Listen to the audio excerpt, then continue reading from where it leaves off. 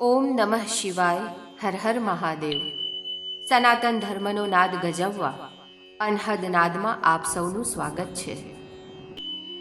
આજના વિડીયોમાં આપણે માક્ષર વદ 11 એટલે કે સફલા એકાદશીની કથાનું શ્રવણ કરીશું.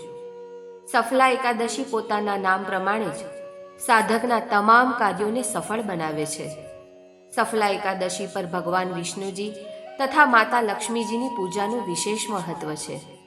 કહેવાય છે સફલા એકાદશીના દિવસે હંસ, કળશ, કાચબો અથવા દક્ષિણાવર્તી શંખ આ ચારમાંથી કોઈ પણ એક વસ્તુની પ્રતિકૃતિ લાવીને પૂજામાં અથવા ઘરની તિજોરીમાં રાખવામાં આવે તો સાધકને અપાર ધન અને સમૃદ્ધિ પ્રાપ્ત થાય છે. આ વ્રત કરવાથી નોકરી, વેપાર તથા શિક્ષણ વગેરે તમામ ક્ષેત્રોમાં સફળતા મળે છે. સફલા એકાદશીનું વ્રત કથા સાંભળ્યા વગર અધૂરું માનવામાં આવે છે. તો આવો સાંભળીએ સફલા એકાદશી વ્રત કથા. ઓમ વિષ્ણવે નમઃ. યુધિષ્ઠિરે પૂછ્યું, હે સ્વામી, માર્ગશીર્ષ માસના વદ પક્ષમાં જે એકાદશી આવે છે તેનું નામ તથા તેનું મહાત્મ્ય મને વિસ્તારપૂર્વક કહી સંભળાવો. ભગવાન શ્રી કૃષ્ણએ કહ્યું, રાજન, માર્ગશીર્ષ માસના વદ પક્ષમાં સફલા નામની એકાદશી આવે છે. આ દિવસે વિધિ સહિત ભગવાન નારાયણની પૂજા કરવી જોઈએ. જેમ નાગોમાં શેષનાગ, પક્ષીઓમાં ગરુડ, દેવોમાં વિષ્ણુ અને મનુષ્યોમાં બ્રાહ્મણો શ્રેષ્ઠ છે, એમ બધા જ પ્રકારના વ્રતોમાં એકાદશીનું વ્રત એ સૌથી ઉત્તમ છે. રાજન, સફલા એકાદશીએ નામ મંત્રોનું ઉચ્ચારણ કરીને શ્રીફળ, સોપારી, બીજોરા, લીંબુ, દાડમ, આંબળા, લવિંગ, બોર અને વિશેષ રૂપે કેરી તથા ધૂપ દીપ દ્વારા શ્રી હરિનું પૂજન કરવું જોઈએ. સફલા એકાદશીએ વિશેષ રૂપે દીપદાન કરવાનું વિધાન છે. રાત્રે વૈષ્ણવ પુરુષો જોડે જાગરણ કરવું. જાગરણ કરનારને તે ફળની પ્રાપ્તિ થાય છે જે ફળ હજારો વર્ષ સુધી તપ કરવા છતાં પણ નથી મળતું. યુધિષ્ઠિર, હવે તમે સફલા એકાદશીની વ્રતકથા સાંભળો.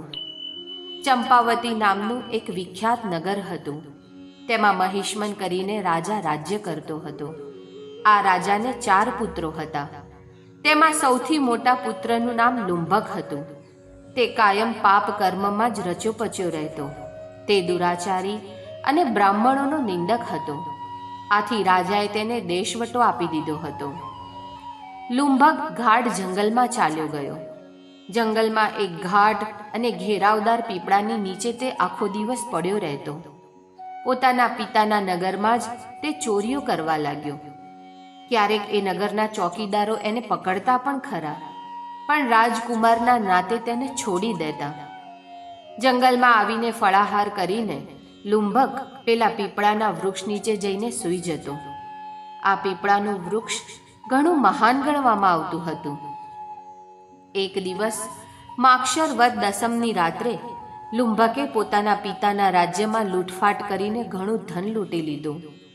એ સમયે એ રાજ્યના સિપાઈઓએ એને પકડી પણ પાડ્યો, પણ રાજકુંવરના નાતે એને છોડી દીધો. પણ આ વખતે સિપાઈઓએ તેના બધા જ કપડાં ઉતારી નાખ્યા અને એને જંગલમાં કાઢી મૂક્યો. બિચારો પીપળાના વૃક્ષના ચરણોમાં આવી ગયો. શિયાળાનો સમય હોવાથી જંગલમાં તે રાત્રે ઠંડી પણ ખૂબ વધારે હતી. આથી લુંભકના શરીરમાં ગાંઠિયો રોગ પેસી ગયો. તેના હાથ પગ અકળાઈ ગયા. પણ વહેલી સવારે સૂર્યોદય થતાં એને થોડી રાહત થઈ. હવે એને ભૂખ પણ લાગી હતી, પણ જીવોને મારવાની એનામાં તાકાત રહી ન હતી કે વૃક્ષ પર ચડવાની શક્તિ પણ રહી ન હતી. સવારે સૂર્યોદય થયા પછી નીચે પડેલા ફળ ફૂલ વીણી લાવ્યો અને પીપળાના થડ પાસે મૂકીને કહેવા લાગ્યો, હે પ્રભુ, આ વનના ફળોનો તમે જ આહાર કરો. હવે હું આ ભોજનનો ત્યાગ કરી દઈશ. મારા આ કષ્ટભર્યા જીવન કરતાં તો મોત સારું છે. આમ કહીને લુંભક પ્રભુનું નામ સ્મરણ કરવા માટે ધ્યાનસ્થ થઈ ગયો. ભૂખ્યા પેટને કારણે આખી રાત તેને ઊંઘ ના આવી. એ એકલો જ ભજન, કીર્તન અને પ્રભુ નામ સ્મરણ કરતો રહ્યો. સવાર પડતાં જ એક દિવ્ય અને અલૌકિક ઘોડો તેની પાસે આવીને ઊભો રહી ગયો. અને આકાશવાણી થઈ. શ્રીહરિ કહેવા લાગ્યા, હે લુંભક, તે અજાણતા જ સફલા એકાદશીનું વ્રત કરી નાખ્યું છે. એના પ્રભાવથી તારા દરેક પાપો નષ્ટ થઈ ગયા છે. અગ્નિમાં જાણતા કે અજાણતા હાથ નાખવાથી હાથમાં બળતરા થાય છે અને હાથ દાઝી જાય છે. એવી જ રીતે એકાદશીનું વ્રત ભૂલથી પણ થઈ જાય તો પણ તે પોતાનો પ્રભાવ છોડતું નથી. પોતાના ભક્તને જરૂર કંઈક ને કંઈક આપે જ છે. હે લુંભક, આ ઘોડા પર બેસીને તારા પિતા પાસે જા. ત્યાં તારો આદર સત્કાર થશે અને તને રાજ્ય મળશે. સફલા એકાદશી દરેક કાર્ય સફળ કરવા વાળી છે. માટે તું જા, તને દરેક કાર્યમાં સફળતા જ મળશે. શ્રીહરિની આજ્ઞા સાંભળતા જ લુંભકના શરીરમાં ફેરફાર થઈ ગયો. ગઠિયો રોગ ચાલ્યો ગયો.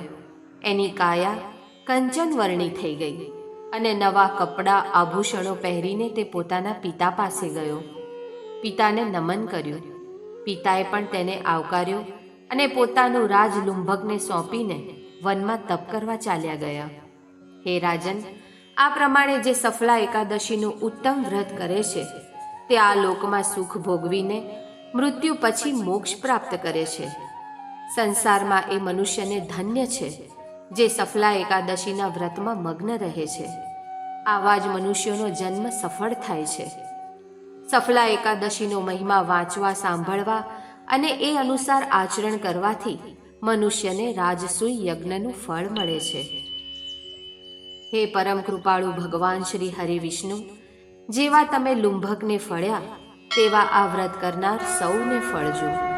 ઓમ નમો ભગવતે વાસુદેવાય. બોલ શ્રી કૃષ્ણ કનૈયા લાલ કી.